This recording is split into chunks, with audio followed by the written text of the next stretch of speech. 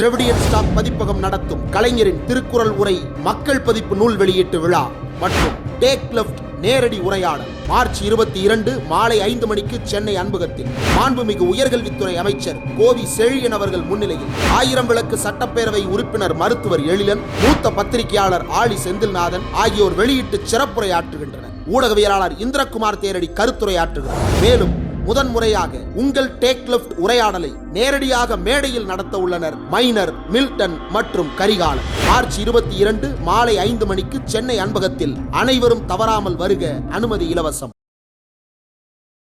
பேரலை நேயர்களுக்கு வணக்கம். இன்று நம்மோடு பேசுவதற்காக பத்திரிகையாளர் திரு இந்திரகுமார் தேரடி அவர்கள் இருந்திருக்கிறார். அவரோடு பேசலாம். வணக்கம். டாஸ்மாக் தொடர்பான இடங்களில் கடந்த ஒரு 3 நாட்களாக சோதனை நடைபெற்றது. அதில் 1000 கோடி ரூபாய் ஊழல் பண்ணியிருக்கிறாங்க அப்படின்னு சொல்லி பல்வேறு குற்றச்சாட்டுகள் எதிர்க்கட்சிகள் மூலமாக முன்வைக்கப்பட்டது. இதில் டாஸ்மாக் நீதிமன்றத்துக்கு போகிறாங்க. அதில் இந்த கேஸ் தொடர்பாக இனிமேல் விசாரணை பண்ணக்கூடாது, நிறுத்தி வைங்க, நடவடிக்கைகளை நிறுத்தி வைங்க அப்படின்னு சொல்லி உத்தரவிட்டிருக்கிறாங்க. இதோடைய பின்னணி என்ன? டாஸ்மாக் நிறுவனத்தில் சில தினங்களுக்கு முன்பு இடி ரெய்டு நடத்தின செய்தி நம்ம எல்லோருக்கும் தெரியும். அது டாஸ்மாகில் மட்டும் இல்லை, நிறைய அமைச்சர்கள் அவர்களுக்கு தொடர்பான இடங்கள்னு நிறைய இடங்களில் முன்னாள் ஒன்றிய அமைச்சர், நாடாளுமன்ற உறுப்பினர் ஜெகத்ரட்சகன், அப்புறம் இப்போது இருக்கக்கூடிய அமைச்சர் செந்தில் பாலாஜி உள்ளிட்ட பலருடைய இடங்கள்லையும் ரெய்டு நடந்தது. கிட்டத்தட்ட 2-3 நாட்களாக அதை செய்தியாக மாற்றுவது அப்படின்னு சொல்லிட்டு கண்டினியூஸ் ரெய்ட்ஸ் நடந்தது. அதனுடைய பின்னணி என்ன அப்படின்னு யோசிக்கும் பொழுது, அப்போது தமிழ்நாடு இந்தி திணிப்பு எதிர்ப்பாகவும் டீலிமிட்டேஷன் பிரச்சனையையும் ரொம்ப முக்கியமாக பிரதானப்படுத்தி தேசிய அளவில் பேசி கொண்டிருந்தார்கள். அந்த சூழலில் தான் இந்த ரெய்டுகள் நடைபெற்றது. ஆனாலும் கூட மக்களுடைய கவனம் அப்படின்றது இதில் திரும்பியதா அப்படின்னா, நிறைய முயற்சிகள் எதிர்க்கட்சிகள் தரப்பில் எடுக்கப்பட்டன, ஆனால் திரும்பலை அப்படின்றது ஒன்று. இப்போ இதில் இடி முன்வைத்திருக்கக்கூடிய, இடி வெளியிட்டிருக்கக்கூடிய அந்த ஸ்டேட்மெண்ட், இடி வெளியிட்டிருக்கக்கூடிய ஸ்டேட்மெண்ட்டில் என்ன குறிப்பிடப்பட்டிருக்கிறது அப்படின்னா, கேஒய்சி வெரிஃபிகேஷன் இல்லாத நிறுவனங்களுக்கும் டெண்டர் நடவடிக்கைகளை முறையாக பின்பற்றாமலும் இந்த டெண்டர் ஒதுக்கப்பட்டிருக்கிறது. இதில் 1000 கோடி வரைக்கும் ஊழல் நடந்திருக்கலாம். அப்புறம் அந்த பாட்டில்ஸ், அந்த மதுபானம் வைக்கப்பட்டிருக்கின்ற அந்த பாட்டில்கள் கொள்முதல், அதுலேயும் கூட பெரிய முறைகேடு நடந்திருக்கலாம் என்று ஒரு அனுமானத்தின் அடிப்படையில் சொல்லப்பட்டிருக்கு. இப்போது நீங்கள் யோசிச்சு பார்க்கலாம், ஒரு நிறுவனத்தில் போய் ரெய்டு நடத்துகிறாங்க. இந்த ரெய்டு நடத்தும் போது சில ஆவணங்களை புரட்ட முடியும், அந்த நிறுவனத்தில் ஆவணங்களை திரட்ட முடியும். அந்த ஆவணங்களை திரட்டி ஒரு நாள் இரவோடு இரவாக அந்த ஆவணங்களை எல்லாம் படித்து இதில் எங்கெங்கே முறைகேடு இருக்குது, இதில் எப்படிலாம் முறைகேடு பண்ணியிருப்பாங்கன்னு அந்த கம்பெனி வைத்திருக்கக்கூடிய தகவல், டாஸ்மாக் வைத்திருக்கக்கூடிய தகவல் அவ்வளவையும் வெரிஃபை பண்ணி இவங்க மறுநாளே அறிக்கை கொடுக்குறாங்க 1000 கோடி அளவுக்கு ஊழல். அப்போ எவ்வளோ எஃபிஷியண்ட்டாக வேலை. இரவோடு இரவா பண்ணாங்கன்னு தானே குற்றச்சாட்டு இல்லையா? இரவோடு இரவா பண்ணியிருக்கிறாங்க. அப்போது இது அட்மோஸ்ட் எஃபிஷியன்சி இல்லையா சந்தோஷ்? எவ்வளோ பெரிய எஃபிஷியன்சி. இப்போது நீங்கள் பேரலை பஞ்ச் அப்படின்னு சொல்லிட்டு ஒரு ப்ரோக்ராமுக்கு ரெகுலராக ஸ்கிரிப்ட் எழுதுறீங்க. இதுவரை 2014 பிறகு இடி தொடர்பான வழக்குகளில் தண்டிக்கப்பட்டவர்கள் விவரம், அது என்ன வழக்கு, அந்த வழக்கினுடைய பின்னணி என்ன, இதெல்லாம் நடந்து முடிந்தது. இதை பற்றி ஒரு பஞ்ச் நீங்கள் எழுதுறீங்க அப்படின்னா, அது தொடர்பாக நாடாளுமன்ற விவாதங்கள் என்ன நடந்தது, அந்தந்த மாநில சட்டமன்ற விவாதங்கள் என்ன நடந்தது, அன்றைய அரசியல் சூழல் என்னவாக இருந்தது, அவர் மீது புனையப்பட்ட வழக்கு என்ன, அது எந்த காலத்தில் புனையப்பட்டது, எப்போது வேகம் எடுத்தது, கன்விக்ட் ஆனாங்களா இல்லையா, பிஜேபியில் சேர்ந்தாங்களா இல்லையா, சேர்ந்ததுக்கப்புறம் அந்த கேஸ் வந்ததா இல்லையா, இவ்வளோ எடுக்கணும்ல. இப்போ இதுக்கு ஒரு பெரிய அளவுக்கான நேரம் தேவைப்படுதில்ல. காலையில் உட்காந்தோம் அப்படின்னா இதை எழுதியது காம்ப்ரிஹெண்ட் பண்ணுறதுக்கே உங்களுக்கு சாயங்காலம் வரைக்கும் ஆயிரும். இது ஒரே ஒரு சின்ன ஒரு சம்பவம் நடந்து முடிந்து எல்லாமே அவைலபிளாக இருக்கக்கூடிய ரிசோர்ஸஸ் எடுத்து நீங்கள் செய்ய போகிறது. ஒரு நிறுவனத்தில் ரெய்டு நடக்குது. ரெய்டே ஏன் போகிறீங்க? புகார்களின் அடிப்படையில் அல்லது ஏற்கனவே இருக்கக்கூடிய விஷயங்களின் அடிப்படையில் நீங்கள் போகிறீங்க. அப்படி போய் ரெய்டு நடத்தும் பொழுது அங்கே கிடைக்கின்ற ஆவணங்களை இரவோடு இரவாக அதிகாரிகள் படித்து முடித்து அதை காம்ப்ரிஹெண்ட் பண்ணி, கனெக்ட் பண்ணி, லிங்க் பண்ணி ஒட்டு மொத்தமாக 1000 கோடி அப்படின்னா எஸ்டிமேட் பண்ணுற அளவுக்கு எஃபிஷியண்ட்டாக இடி வேலை பார்க்கிறது அப்படின்றதான அர்த்தம். சரி, அப்படியே பேக் ட்ராக் பண்ணுங்க.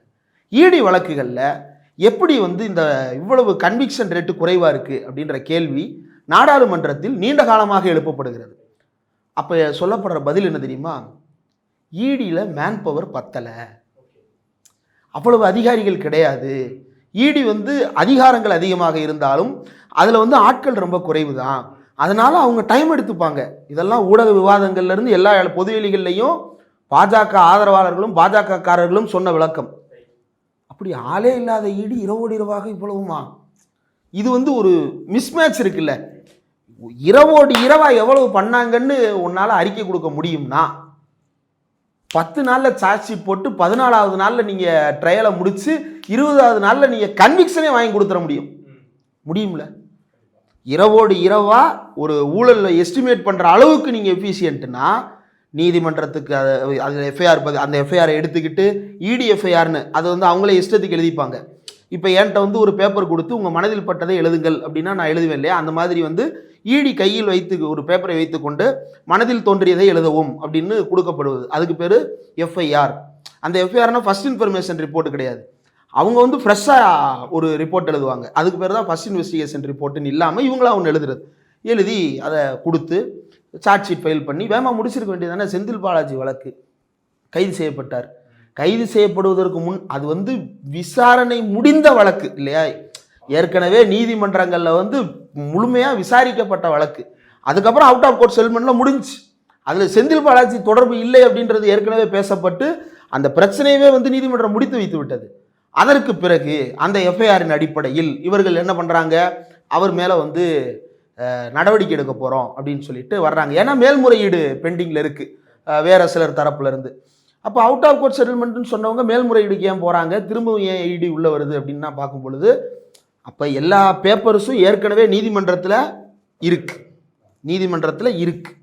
அதை எடுத்து நீங்கள் என்ன செய்ய போகிறீங்க, என்கொயரி பண்ண போகிறீங்க, ஆதாரங்களை கூட்டு மறுபடியும் விசாரிக்க போகிறீங்க. விசாரித்து என்ன செய்ய போகிறீங்க, சார்ஜ் ஷீட் ஃபைல் பண்ண போகிறீங்க.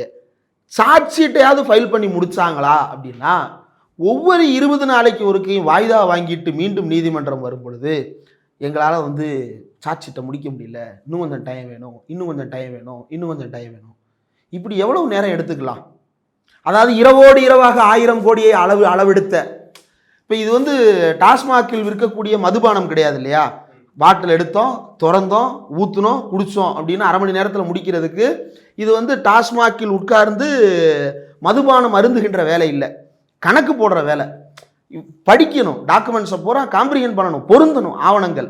அதன் அடிப்படையில் தான் இதை சொல்ல முடியும். அவ்வளவையும் செஞ்சு இரவோடு இரவாக சொல்லக்கூடியவர்கள் 2 வருஷமா சார்ஜ் ஷீட் இந்தான்றாங்க. கடைசி ஹியரிங் வருது, அதாவது விடுவிக்கப்படுவதற்கு முந்தைய ஹியரிங்கில் கூட இன்னும் கொஞ்சம் ஆவணங்கள் எங்களுக்கு கிடைச்சிருக்கு, இந்த பென்ட்ரைவ் ஒன்று வச்சுருக்கோம். நீதிமன்றமே கேட்குறாங்க, இவ்வளவு நாள் கழித்து புதுசாக ஒரு பென்ட்ரைவா, அதில் இருக்கக்கூடியதெல்லாம் செந்தில் பாலாஜி ஏற்றுனதுன்றதுக்கு ஏதாவது ஆதாரம் இருக்கா, இல்லை நீங்களே ஏற்றிட்டு வந்தீங்கன்னா நாங்கள் என்னன்னு கண்டுபிடிக்கிறது, இதனுடைய நம்பகத்தன்மை என்ன, புதுசாக கொண்டு வராதிங்க அப்படின்றாங்க. அப்போ ஒவ்வொரு தடையும் புதுசாக ஒன்று கண்டுபிடிச்சது போல கொண்டு வந்து அந்த 2 வருடமாக விசாரித்து கொண்டிருந்தவர்கள் இங்கே இரவோடு இரவாக 1000 கோடி அப்படின்னு எப்படி வந்து மதுபானத்தை ஒரு பாட்டிலில் ஊற்றி டபால் என்று குடிப்பார்களோ அதுபோல இரவோடு இரவாக கணக்கிட்டு கொடுத்திருக்கிறார்கள். இப்போ டாஸ்மாக் வந்து நீதிமன்றம் போகிறது, இதை விசாரிக்க அதிகாரம் இல்லை அப்படின்னு சொல்லிட்டு. நீதிமன்றத்தில் என்ன கேட்குறாங்க, என்ன நடந்ததுன்னு கேட்குறாங்க. அரசு தரப்பு வாதங்களை முன்வைக்குது. எல்லாத்துக்கும் ஆதாரம் இருக்குது. ஆதாரங்களின் அடிப்படையில் தமிழ்நாடு அரசாங்கம் என்ன சொல்லுது, இரவு முழுக்க பணியாளர்களை வீட்டிற்கு அனுப்பாமல் இவர்கள் வைத்து சோதனை நடத்தினார்கள், இதற்கு அவசியம் என்ன அப்படின்னு. சோதனை நடத்தவே இரவு முழுக்கன்னா அதை படித்து காம்ப்ரிஹெண்ட் பண்ணுறதுக்கு எவ்வளோ நேரம் எடுத்துக்கிட்டாங்க எனக்கு தெரியல. மேபி இடி வந்து அவ்வளோ எஃபிஷியன்ட். இப்போ எறும்பு வந்து எப்படி தூங்காமல் சுறுசுறுப்பாக ஊர்ந்து கொண்டே இருக்குமோ அதுபோல் இடி அதிகாரிகள் எந்த நேரத்திலும் சோர்வுடாமல் வந்து ஊன்றி படித்து கொண்டே இருப்பார்கள் போல் டாக்குமெண்ட்டை. சிட்டி ரோபோட் பார்த்துருக்கீங்க இல்லையா, அது வந்து இப்படி எடுத்து அப்படின்னு சொல்லிட்டு அது வந்து எல்லாத்தையும் சொல்லிடும். அந்த மாதிரி இடி வந்து அது ஒரு ப்ரீ ப்ரோக்ராம்டு ரோபோட் போல் இப்படி அந்த ப்ரோக்ராமுக்கு வந்து காவி சிப்பு போட்டிருக்காங்களா அல்லது எந்த சிப்பு போட்டிருக்காங்கன்றது அந்த அதிகாரிகள் தான் தெளிவுபடுத்தணும். இப்போ இதை வந்து நீதிமன்றம் விசாரிக்கும் பொழுது தமிழ்நாடு அரசு இதெல்லாம் முன்வைக்கிறாங்க. ஏங்க இப்படி இரவோட இல்லை யுவர் ஆனர், நாங்கள் நைட்டெல்லாம் விசாரிக்கல, அதிகாரிகளை பூரா அனுப்பிட்டோம், வீட்டுக்கு அனுப்பிட்டோம் அப்படின்னு சொல்லி இவங்க பணியாளர்களை பூரா அனுப்பிட்டோன்னு இவங்க சொல்ல. பச்சையாக போய் சொல்கிற அவன் ஆதாரத்தோடு வந்து கேட்குறான், இப்படி பச்சையாக போய் சொல்கிறீங்க, நீதிமன்றத்தில் இப்படி பொய் சொல்லலாமான்னு கடுமையாக கண்டனங்களை தெரிவித்தது மட்டுமல்ல, இந்த 25ஆம் தேதி வரைக்கும் விசாரிப்பதற்கு தடை விதித்து அதற்குள் பதில் மனு தாக்கல் செய்ய சொல்லியிருக்கிறார்கள். நீங்கள் பாருங்கள், சார்ஜ் ஷீட்டுக்கு தான் லேட் ஆகும், கன்விக்ஷன் பண்ணுறதுக்கு தான் லேட் ஆகும், ட்ரையல் நடத்துறதுக்கு தான் லேட் ஆகும். ஆனால் இரவோடு இரவாக அறிக்கை கொடுப்பதற்கோ இந்த பதில் மனு தாக்கல் செய்வது, அன்னைக்கு பாருங்கள், அன்னைக்கு வந்து பதில் மனு என்ன தினுசா வருதுன்னு மட்டும் பாருங்கள். எனக்கு தெரியல, மேபி மிஸ்டர் துஷார் மேத்தா கூட நாளைக்கு அந்த கேஸுக்கு வந்து 25ஆம் தேதி மீண்டும் ஆஜராவதற்கு வரலாம். ஏன்னா அவர் வந்து உச்சநீதிமன்ற நீதிபதிகளே ஏய் அப்படின்னு மிரட்டக்கூடியவர். இங்கே வந்து அவர் போன தடவை ஏற்கனவே செந்தில் பாலாஜி வழக்குகளில் இங்கே வந்து அவர் நடந்து கொண்ட விதத்தை நாம் ஏற்கனவே பேசியிருக்கிறோம், பழைய நேர்காணல்கள் எல்லாம் இருக்கிறது. அப்போ அப்படி ஏதாவது மிரட்டல் வந்து கொடுப்பதற்கு வாய்ப்பு இருக்கிறது. நீதிபதி என்ன நினைப்பாங்க, கீழமை நீதிமன்றமோ அல்லது ஹைகோர்ட்டாவா இருந்தாலும் அவர் சொலிசிட்டர் ஜெனரல் அப்படின்ற ஒரு மரியாதை இருக்கும். இவர் அந்த மரியாதையை பயன்படுத்தி அவர்களை மடக்குவதற்கு திசை திருப்பும் வேலையை இவர் செய்வார். இதை நம்ம சொல்லலை, உச்சநீதிமன்றத்தில் இருக்கக்கூடிய பல வழக்கறிஞர்கள் பாரில் இருக்கக்கூடிய பெஞ்சஸில் போய் உட்காந்து பேசுனீங்கன்னா அவங்களே சொல்லுவாங்க. அந்த அளவுக்கு அவர் வேலை பார்த்து. அப்போ அப்படியான ஆட்களை வைத்து ஏதாவது நடக்கிறதா அப்படின்றது தெரியல. ஆனால் இதில் வந்து சொன்ன விஷயத்தில் முக்கியமாக நாம் கவனிக்க வேண்டியது, இடி சொன்ன பொய். நாங்கள் அப்படி செய்யவில்லை, கண்ணு முன்னாடி இருக்கக்கூடிய ஆதாரத்தை நாங்கள் செய்யவே இல்லை அப்படின்னு. ஆனால் எங்ககிட்டயுமே வீடியோ ஆதாரங்கள் இருக்குன்னு சொல்கிறாங்களே. கொடுக்கட்டும், வீடியோ ஆதாரங்கள் இருந்தால் இன்றைக்கே கொடுத்துருக்கணும்ல. வீடியோ ஆதாரங்கள் இருந்திருந்தால் நீதிபதி அது பொய்ன்னு ஏன் சொல்ல போகிறாரு? பொதுவாகவே நீதிமன்றங்களுக்கு ஒரு படபடப்பு இருக்கும். இடி தொடர்பான வழக்கு, சிபிஐ வழக்கு, இது மாதிரியான விஷயங்களில் வந்து உடனடியாக முடிவெடுக்க மாட்டாங்க. அதே போல் பொலிட்டிக்கலி ப்ராமினன்ட் பர்சனாலிட்டிஸ் அல்லது அரசு தொடர்பான வழக்குன்னு வரும் பொழுது அவங்களால ஈஸியாக சுப்ரீம் கோர்ட்டை அக்சஸ் பண்ண முடியுன்ற காரணத்தால் நீங்கள் மேலே போய் பார்த்துக்கலாமே அப்படின்ற மாதிரி தான் டீல் பண்ணுவாங்க. பெரும்பாலும் அப்படி தான் நடக்கும். ஏன் அப்படின்னா இதில் நம்ம ஒரு தீர்ப்பை எழுத, சிஜே அவர் பாட்டுக்கு என்னத்தை அவர் ஒரு தீர்ப்பை எழுதி நம்மளதுக்கு இப்போ இவர் திட்டினார் இல்லையா, அவர் பேர் கூட பொன்முடி வழக்கில் தீர்ப்பெழுதிய நீதிபதி, கீழமை நீதிமன்ற நீதிபதியை பற்றி தவறாக பேசி ஜெயச்சந்திரன் நீதிமன்ற அந்த கீழமை நீதிமன்ற நீதிபதி வந்து கோவப்பட்டு ரொம்ப வருத்தப்பட்டார். இது மாதிரி கீழமை நாங்களும் நீதிபதிகள் தான் அப்படின்றத அவர் சொல்ல வேண்டியதாகுது. இதை தான் வந்து பார் பிரசிடெண்ட்டாக, பார்னா சுப்ரீம் கோர்ட் பார் அசோசியேஷன் பிரசிடெண்ட்டாக, ஏன்னா டாஸ்மாகை பற்றி பேசும்பொழுது இந்த இடியினுடைய நோக்கம் பூரா அங்கிட்டு போயிடும். அப்போ இந்த பார் அசோசியேஷனுடைய பிரசிடெண்ட்டாக இருக்கக்கூடிய கபில் சிபல் அவர்கள் வந்து சிஜிஐ முன்னாடியே சொன்னார், கீழமை நீதிமன்ற நீதிபதிகள் என்கின்ற காரணத்தினாலேயே அவர்கள் கீழ் சாதி நீதிபதிகள் அல்ல, அவர்களை அப்படி நீங்கள் நடத்த கூடாது, அவர்களும் நீதிபதிகள், அவர்களும் நீதி பரிபாலனம் செய்ய வேண்டியவர்கள்னு கபில் சிபலும் சொல்ல, இதே கருத்தை வந்து சந்திரசூட்டும் கூட சொல்லி இருக்கிறார், அவர்களை அப்படி நடத்தக்கூடாது அப்படின்ற கருத்தை சொல்லி இருக்கிறார். ஆனால் தெரியல, அவர் அந்த பக்கம் போய் ஆனந்த வெங்கடேசனுக்கு பாராட்டு தெரிவிப்பார், இதே கீழமை நீதிமன்ற நீதிபதிகளை வந்து அவமதிக்கின்ற வகையில் அவங்களுடைய கேஸை வந்து டீல் பண்ணுறது அப்படின்றதுல. ஓகே, அதெல்லாம் அப்பார்ட். அப்போ இப்படி இருக்கக்கூடிய நீதிபதிகள் இடி தொடர்பான வழக்குகளில் அவ்வளவு ஈஸியாக வந்து தீர்ப்பு சொல்ல மாட்டாங்க. அவங்க வந்து பொய் சொல்கிற அப்படின்னு சொல்கிறாங்க அப்படின்னா தட்ஸ் எ ஸ்டேட்மெண்ட், அது ரொம்ப முக்கியமானதாக மாறி இருக்கிறது. இதற்கு இடி தரப்பு பதில் சொல்ல வேண்டும். ஏன் அப்படின்னா இவ்வளவு அவசரமாக டாஸ்மாகை விசாரிக்க, செந்தில் பாலாஜியை விசாரிக்க அல்லது வந்து ஜெகத் ரட்சகனை விசாரிக்க துடிக்கின்ற இந்த இடி சார்ஜ் ஷீட்டை டயத்துக்கு ஃபைல் பண்ணியிருந்தாங்கன்னா 2 வருஷ காலத்தில் உள்ளுக்குள்ள இருந்த செந்தில் பாலாஜி அவர்கள் மீது குற்றத்தை நிரூபித்து விசாரணை நடத்தி முடித்து தண்டனை பெற்றுக் கொடுத்துருக்கணும். ஆனால் அப்படி நடக்கலை. அதுதான் இங்கே இருக்கக்கூடிய பிரச்சனை. இப்போ பிஎம்எல்ஏ அப்படின்றது எதை, ஷெட்யூல்டு அஃபென்சஸின் கீழே எஃப்ஐஆர்கள் இருந்தால் அதை எடுத்து விசாரிக்கக்கூடிய அமைப்பு. ஷெட்யூல்டு அஃபென்ஸ் ஏதாவது ஒன்றில் ஒரு எஃப்ஐஆர் ஆல்ரெடி இருக்கணும், அதை இவங்க எடுத்து விசாரிப்பாங்க. அப்படி இருக்கக்கூடிய அஃபென்சஸ் எல்லாம் எடுத்து விசாரிக்கக்கூடிய ஒரு அதிகாரி தான் மதுரையில் உட்காந்துக்கிட்டு ஒரு டாக்டரை வந்து பாடாப்படுத்தி 25 லட்ச ரூபா லஞ்சம் வாங்கினாரு, கையும் களவுமா பவுடர் போட்டு பிடிச்சாங்க அந்த இடி அதிகாரியை, அங்கித் திவாரி. இப்போ அந்த அங்கித் திவாரியை அலேக்கா தூக்கிட்டு போனாங்க, டெல்லியில் வச்சு விசாரிக்க போகிறோம்னா அங்கித் திவாரி என்ன ஆனார் ஞாபகம் இருக்கா? அது செய்தியிலே வராது. இன்னொரு அதிகாரி ஒருத்தர் இருந்தார், நார்காட்டிக்ஸ் கண்ட்ரோல் பியூரோ. ஏன் இப்போ நார்காட்டிக்ஸ் கண்ட்ரோல் பியூரோவுக்கு போகிறீங்கன்னு யோசிக்கலாம். நார்காட்டிக்ஸ் கண்ட்ரோல் பியூரோவின் கீழ் இருக்கக்கூடிய வழக்குகள் இருக்குல்ல, அதுவும் பிஎம்எல்ஏவினுடைய உருவாக்கப்பட்ட நோக்கமும் கிட்டத்தட்ட ஒன்று.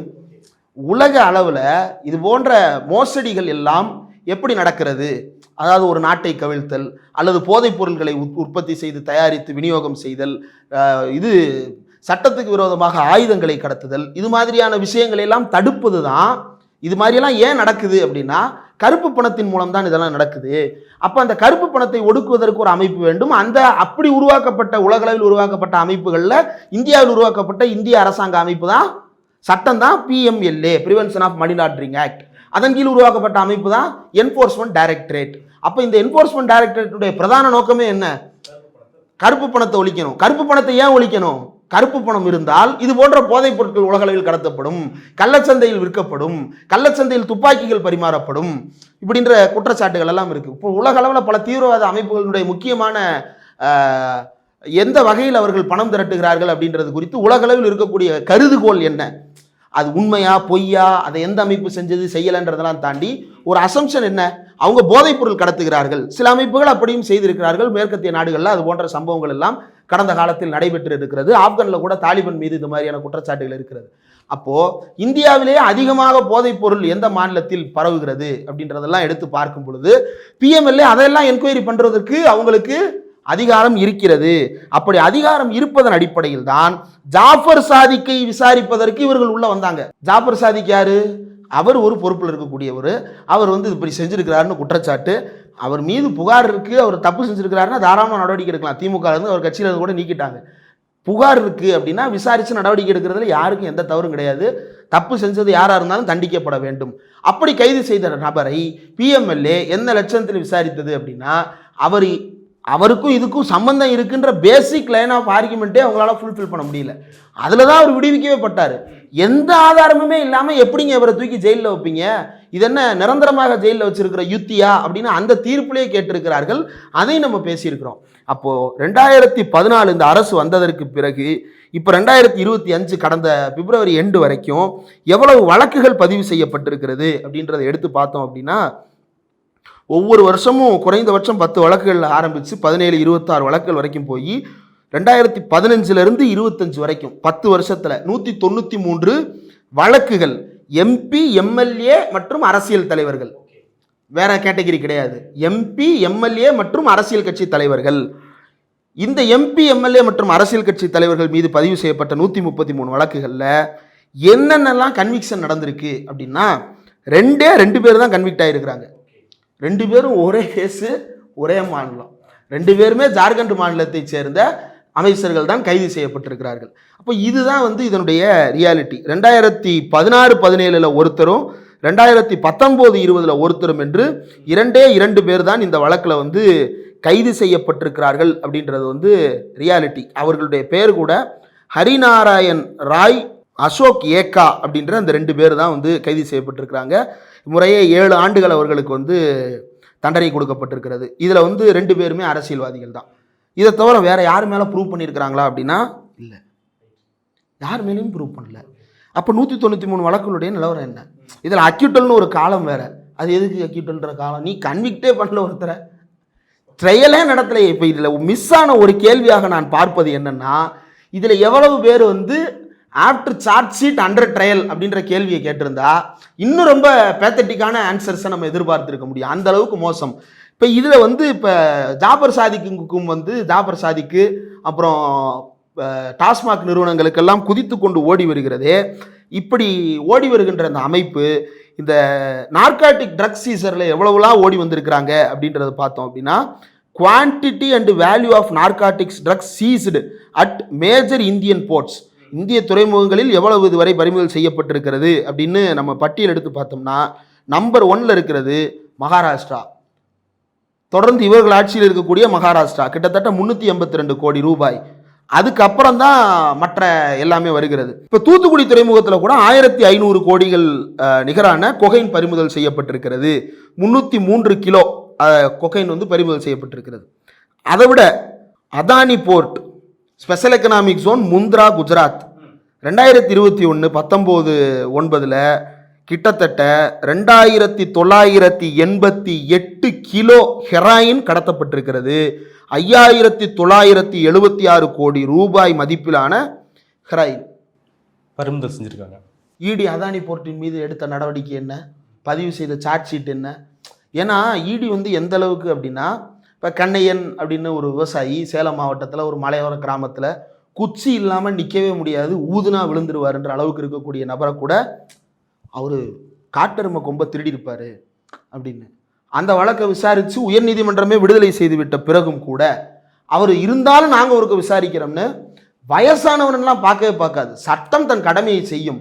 அவர் குச்சி உண்டு நடந்தால் என்ன, மருத்துவமனை படுக்கையில் இருந்தால் என்ன, நீ வந்தே ஆகணும். ஏன் வரணும் அப்படின்னு கேட்டோம்னா, சார்ஜ் ஷீட்டில் எஃப்ஐஆர் மாதிரி ஏதோ அனுப்பியிருக்கிறாங்க, அதில் இந்து பல்லன்லாம் எழுதி அனுப்பியிருக்கிறாங்க. இப்போது இந்த 2 பேரையும் கூப்பிட்டு இங்கேயே வச்சு விசாரித்து, வக்கீலை கூட வச்சுக்கிடக்கூடாதுன்னு அவரை வெளியே அனுப்பி விட்டு விசாரணை நடத்துங்க. இப்படி விசாரிக்கக்கூடிய இடி அதானியை கூப்பிட்டு வைத்து இப்படி விசாரணை நடத்தி இருக்கிறதா? பன்னாட்டு அமைப்புகளோடு தொடர்பு கொண்டு விசாரிக்கக்கூடிய அதிகாரம் பிஎம்எல்ஏவுக்கு இருக்கிறது. அதுக்கு தான் பிஎம்எல்ஏ. இல்லைன்னா சிபிஐ போதுமே, இல்லைன்னா தமிழ்நாடு போலீஸ் போதுமே. சிங்கம் படத்தில் வந்து பறந்து பறந்து போகிற மாதிரி காங்கோவுக்கும் ஜப்பானுக்கும் பறந்து பறந்து போய் யாரையோ பிடிச்சிட்டு வரலாமே. இதையெல்லாம் ஜூரிஸ்டிக்ஷனை பெருசுபடுத்தி கொள்வதற்கு தான் இந்த அமைப்புகளை உலகளவில் கூடி உருவாக்குறாங்க. அதை நான் சொல்லலை. இவங்க வந்து ஒரு அதிகாரியை வந்து இடி டைரக்டர் பதவியிலேருந்து அனுப்ப மாட்டேன்னு பிடிச்சி வச்சுருந்தாங்க. ஏன்ப்பா அனுப்ப மாட்டீங்கன்னு கேட்டால், இல்லை 3 வருஷம் எக்ஸ்டென்ஷன் கொடுத்துருக்கோம். முதல் தடவையா? இல்லை 2 தடவை எக்ஸ்டென்ஷன் கொடுத்துட்டோம், 3ஆவது தடவை கொடுக்கலான்னு ஐடியா இருக்குது. ஏன்னா இந்த பன்னாட்டு சந்திப்பு ஒன்று இருக்குது சார், இவர் கையில் நிறைய கேசஸ் இருக்குது, இவர் தான் அதில் கலந்துக்கிறதுக்கு சரியான நபர். விச் மீன்ஸ் உலக அளவில் இதுக்கான கோஆர்டினேஷன் இருக்குல்ல. அங்கே ஒருத்தன் என்ன சொல்கிறான், அமெரிக்காவில் பங்குச்சந்தை மோசடின்னு சொல்கிறான். யார் பண்ணதா சொல்கிறான்? அதானி பண்ணதா சொல்கிறான். அதை ஒரு பேஸ் முகாந்திரமாக எடுத்துக்கொண்டு விசாரிக்கலாம் அப்படின்னு சொல்லிட்டு அங்கே இருக்கக்கூடிய நியூயார்க் நீதிமன்றம் உத்தரவு போட்டது. இப்போ கேன்சல் பண்ணிருச்சு. கேன்சல் பண்ணுவதற்கு முன்னாடி இடி பாஞ்சிருக்கணுமே அதை எடுத்துக்கொள்ள. இல்லை இந்தியர் ஒருத்தர் குற்றம் செய்கிறாருன்னு வருது அப்படின்னா குற்றம் அற்றவர் என்று நிரூபிக்கவாது இடி அங்கே போயிருக்கணுமே. ஏன் போகலை? இப்போ நித்யானந்தான்னு ஒருத்தர் எங்கெங்க இருந்தோ காசு திருடிட்டு போய் இப்போ அமெரிக்காவில் போய் உட்காந்துருக்கிறாரு. பிஎம்எல்ஏ நித்யானந்தா மேலே எடுத்த நடவடிக்கைகள் என்ன? இப்படி எல்லாத்தையும் ஏங்க ஒரு காட்டருமை கொம்பை எடுத்துட்டாருன்னு சொல்லிட்டு அப்படி எடுக்கவும் இல்லை. எடுக்காத இது கடைசி விவசாயியில் வந்து மயிலை கொண்டு புதைச்சிட்டாருன்னு தேசிய சட்டத்தில் வந்து கைது செய்வதற்காக அந்த விவசாயியை கூட்டு வந்து உட்கார வச்சுருப்பாங்க இல்லையா? இப்போ அந்த மாதிரி கண்ணையனை தூக்கிட்டு போன இடி எத்தனை பேரை தூக்கிட்டு போயிருக்குது இந்த மாதிரியான அதானி போர்ட்டில் இருந்தும் மற்ற போர்ட்டுகளில் இருந்தும். இப்போ இந்த போர்ட்டில் வந்து இவ்வளவு உள்ளே வருது போகுது அப்படின்னா அதுக்கு அங்கே இருக்கக்கூடிய எக்ஸைஸ் அதிகாரிகள் பொறுப்பா இல்லையா? அது யாருக்கு கீழே வருது? ஃபினான்ஸ் மினிஸ்ட்ரிக்கு கீழே வருது, ஹோம் மினிஸ்ட்ரி கண்ட்ரோலில் இருக்குது. அப்போ அவங்களுக்கு இதில் பொறுப்பு இருக்கா இல்லையா? இதையெல்லாம் ஈடி எப்போ கேட்க போகுது? இதுதான் நாம் எழுப்புகிற கேள்வி. நீங்கள் தாராளமாக டாஸ்மாக் மேலே ப்ரொசீட் பண்ணுங்கள், பண்ணாதீங்க. அது தமிழ்நாடு அரசும் நீங்களும் நீதிமன்றத்தில் விவாதிக்க போகிற விஷயம். தமிழ்நாடு அரசு விசாரிக்க கூடாதுன்னு கோருது, அவங்க நாங்கள் விசாரிப்போம்னு கோருறாங்க. விசாரணை நடத்தினால் அதற்கு எப்போ சார்ஜ் ஷீட் ஃபைல் பண்ணுவீங்க, டெட்லைன் என்ன அப்படின்ற விஷயங்கள்லாம் இப்போ குண்டாஸ்னு ஒரு ஆக்ட் இருக்குது. குண்டாஸ்ன்ற வழக்கை போட்டுட்டோம் அப்படின்னா இத்தனை நாளைக்குள்ளே அவர் மேலே வழக்கு பதிவு செய்யணும், இத்தனை நாளைக்குள்ளே சார்ஜ் ஷீட் ஃபைல் பண்ணணும், இத்தனை நாளைக்குள்ளே ப்ரொடியூஸ் பண்ணணும் அப்படின்ற விஷயங்கள் எல்லாம் இருக்குல்ல. அந்த மாதிரி பிஎம்எல்ஏவுக்கு ஏதாவது ஒரு டெட்லைன் இருக்கணும்ல.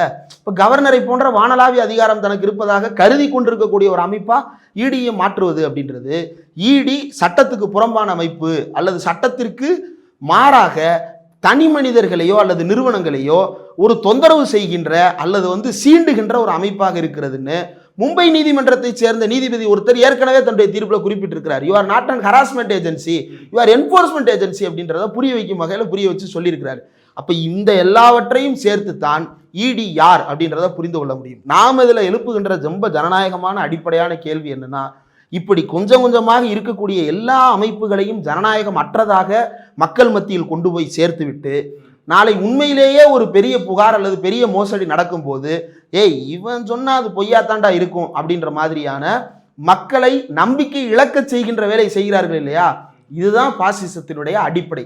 ஜனநாயக அமைப்புகளின் மீது ஜனநாயக பூர்வமாக தேர்ந்தெடுக்கப்பட்ட ஒரு அரசே ஜனநாயக அமைப்புகளின் மீது நம்பிக்கையற்றவர்களாக மக்களை மாற்றி அனைத்து அதிகாரங்களையும் தன் கைக்கு எடுத்துக்கொள்ளுதல். இப்ப இந்த இடத்துல தான் இந்த பாசிசம் பாயாசம் பார்ட்டிஸுக்கு நம்ம விளக்கம் சொல்ல வேண்டியது இருக்கு. தமிழ்நாடு அரசு அப்படி அமைப்புகளினுடைய நம்பிக்கை இல்லாத அளவிற்கு போய் கொண்டிருக்கிறதா?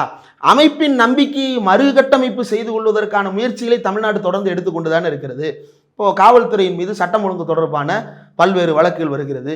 இப்போ நேற்று வந்து அந்த ஜாகிர் ஹுசேன் அப்படின்ற அந்த முன்னாள் ஓய்வு பெற்ற சிறப்பு உதவி ஆய்வாளர் வந்து கொலை செய்யப்பட்ட சம்பவம் வருகிறது. அவரை கொலை செய்யப்பட்ட நபர் நேற்று வந்து முட்டிக்கு கீழே சுட்டு பிடிக்கப்பட்டிருக்கிறார். அவர் சுட்டு பிடிக்கப்பட்டிருக்கிறார் அப்படின்னு செய்தி பார்த்தோன்னே எங்கே சுட்டாங்க அப்படின்ற பதற்றம் வந்தது. ஆனால் காலுக்கு கீழே சுட்டு உயிரோடு தான் அவரை பிடித்திருக்கிறார்கள். அப்போ நடவடிக்கை எடுத்திருக்குது இல்லை காவல்துறை, அவங்களுக்கு தண்டனை பெற்று தருவதற்கான முயற்சிகளை தமிழ்நாடு அரசு மேற்கொண்டு தான் இருக்கிறது. அண்ணா பல்கலைக்கழகத்தில் ஒரு சம்பவம் நடக்குது அப்படின்னா அந்த சம்பவத்தில் வந்து இருக்கக்கூடிய விஷயம் என்ன அப்படின்றத எடுத்து பார்த்தா, அவர் ஒருத்தர் தப்பு செய்கிறாருன்னு புகார் வருகிறது, அவர் மீது நடவடிக்கை எடுக்கப்பட்டிருக்குல்ல, அவர் சிறையில் அடைக்கப்பட்டிருக்கிறார்ல, அவர் மீது விசாரணை நடக்கிறது இல்லை. இப்படி காவல்துறை வேலையை செய்து கொண்டிருக்கிறது. அவங்க மேலே ட்ரையல் நடத்துது, கோர்ட்டில் ப்ரொடியூஸ் பண்ணது, சட்டத்திற்குட்பட்டு வேலை செய்கிறது. நீ அப்படி சட்டத்துக்குட்பட்டு சார்ஜ் ஷீட் ஃபைல் பண்ணியா, ட்ரையல் நடத்தினியா, கன்விக்ஷன் வாங்கி கொடுத்தியா, அல்லது அந்த கன்விக்ஷனுக்கு எதிராக மேல்முறையீடு செய்வதற்கான உரிமைகளை கொடுத்தியா, ஜாமீன் கொடுத்தியா? எந்த ஜனநாயக பூர்வமான நடவடிக்கையும் இல்லாமல் நிரந்தரமாக சிறையில் அடைப்பதற்கு தேவையான ஒரு வேலையை மட்டும் செய்து வைத்துக் கொண்டிருக்கக்கூடிய ஒரு அமைப்பாக மாற்றி மக்களுக்கு இந்த அமைப்பின் மீது நம்பிக்கை போக வேண்டும். அப்போ எல்லா அதிகாரத்தையும் யார் எடுத்துப்பா? இவங்க இது மேலலாம் உங்களுக்கு நம்பிக்கை இல்லை, நானே வருகிறேன், அதுதான் நானே தருகிறேன் நல்லாட்சி உனக்கு எதற்கு உள்ளாட்சி அப்படின்ற டெம்ப்ளேட்ல வந்து எல்லா அதிகாரத்தையும் ஒரு மையப்படுத்தப்பட்ட இடத்தில் குவிப்பது, இதுதான் போக்கு. இந்த போக்கில் இடி என்கின்ற அமைப்பின் மீதான நம்பிக்கையை மொத்தமாக சிதைத்து வைத்திருக்கிறது இந்த ஒன்றிய அரசு. அதற்கு இடி வந்து இன்றைக்கு பலியாகி இருக்கிறது அப்படின்றது தான் யதார்த்தம். எதுக்காக உருவாக்கப்பட்டதோ அதுலேயே வந்து தவற விடுறாங்கன்னு சொல்றீங்க. ஆனால் இப்போ ஏதாவது ஒரு கேஸில் வந்து பணம் சம்மந்தப்பட்டதுன்னா அவங்க போயிட்டு இடி போயிட்டு தானே முன் வந்து கேஸ் எடுக்கிறத பார்க்க முடியுது. இந்த முரண்பாடு எப்படி புரிஞ்சுக்கிறது? ஏன்னா அனிதா ராதாகிருஷ்ணன் கேஸில் இதெல்லாம் பார்த்தோம். இந்த முரண் எப்படி புரிஞ்சுக்கிறது? இல்லை, இப்போ அதுதான் இப்போ வந்து நீங்கள் உண்மையிலேயே வந்து பண மோசடி அல்லது மணி லாண்டரிங்கை தடுக்கணும் அப்படின்னா அதானி போர்ட்டில் நீங்கள் வந்து அங்கே ஒரு செப்பரேட் ஆஃபீஸே போட்டு பிரான்ச் ஆஃபீஸே போட்டு வேலை பார்க்குற அளவுக்கு வருஷம் அங்கே அவ்வளவு கஞ்சாவும் அங்கே கொகைனும் ஹெராயினும் பிடிபட்டு கொண்டே இருக்கிறது. பாவம் அதை எலிபுரம் தின்னுட்டு போயிருது போல பல நேரங்களில். உத்தரப்பிரதேசத்தில் கூட ஏதோ ஒரு இடத்துல வந்து கஞ்சா வந்து கண்டெய்னராக பிடிச்சி வச்சிருக்கிறாங்க. கடைசியில் பார்த்தா காணோம், என்னன்னு கேட்டால் எலி தின்றுச்சு அப்படின்னு சொன்னாங்க. பாவம் அந்த எலிக்கு ஒரு வேப்பிலையை போட்டாலே சுருண்டு ஓடி போயிடும். அந்த எலி வந்து கஞ்சா இலையை தின்னுட்டு ஊர் சுற்றிக்கிட்டு இருக்குன்னா அது எப்பேற்பட்ட எலியாக இருக்கும். அந்த எலிக்கு வந்து என்ன பேராக இருக்கும்? 3 எழுத்து பேர் ஏதாவது இருக்குமா, அல்லது வந்து 6 எழுத்து பேராக இருக்குமா, என்ன பேராக இருக்கும் அப்படின்றது அந்த எலிக்கு தான் தெரியும். ஏன்னா தின்னுட்டு போன எலிக்கு தான் யார் சாப்பிட்டது அப்படின்றது தெரியும். இப்போ இது மேலெல்லாம் என்ன நடவடிக்கை, என்ன பதில் இல்லை. ஆனால் யார் மேலெல்லாம் வேகமாக வருவாங்கன்னா அரசியல்வாதிகள் தப்பு பண்ணிட்டா வேகமாக வருவாங்க. ஏன்னா அரசியல்வாதிகளை தப்பு செய்ய விடவே கூடாது. அவங்க தப்பு செஞ்சுட்டாங்க அப்படின்னா மக்கள் பணிகள் பாதிக்கப்பட்டுரும் இல்லையா? இப்போ அதனால தான் வந்து அரசியல்வாதிகள் மேலே வேகமாக பாயிறாங்க. சரி, அப்படி பாயிறவங்க நடவடிக்கை எடுங்க, புகாரை நிரூபித்து காட்டு, விசாரித்து நிரூபிச்சு எல்லாத்தையும் இது பண்ணிடுறீங்க, கைப்பற்றிடுறீங்க. கைப்பற்றியதற்கு பிறகு ஜெயிலில் அடைச்சிடுறீங்க. 2 வருஷம் ஜெயிலில் வச்சிட்டீங்க. அந்த 2 வருஷத்தில் நீ பிடிக்காத ஆதாரத்தை செந்தில் பாலாஜி 2 வருஷம் கழித்து வெளியே வந்து கலைக்க போகிறாரா? நீ ஏற்கனவே எல்லாத்தையும் கைப்பற்றிட்டேன்னு சொல்லி தான் அரெஸ்டே பண்ண. அப்போ எல்லாத்தையும் கைப்பற்றிட்டு அரெஸ்ட் பண்ண நீங்கள் எதை வெளியே வந்து அழிக்க போகிறாரு அப்படின்னு சொல்கிறீங்க. அப்போ உங்களால் கண்டுபிடிக்க முடியாத இன்னும் பல விஷயங்கள் உள்ளுக்குள் பெண்டிங்கில் இருக்கா? அதை ஏன் கண்டுபிடிக்க முடியல? எஃபிஷியன்சி பத்தலையா? அப்படி எஃபிஷியன்சி பத்தலைனா எப்படி இரவோடு இரவாக 1000 கோடின்னு நீங்கள் கணக்கு சொல்கிறீங்க? அதை பார்த்துட்டு ஒரு பத்திரிகையாளர் 1 லட்சம் கோடி, இன்னொரு பத்திரிகையாளர் 2 லட்சம் கோடின்னு கதை எழுதுறாங்க. இந்த கதை திரைக்கதை இலாவிற்கு பேர் வந்து ஈடியா? இதுதான் பிரச்சனை. இதுதான் ஈடியினுடைய அரசியல் முகத்தை வெளிப்படுத்துகிறது. ஓகே, நிறைய விஷயங்களை பண்ணிட்டீங்க. மிக்க நன்றி.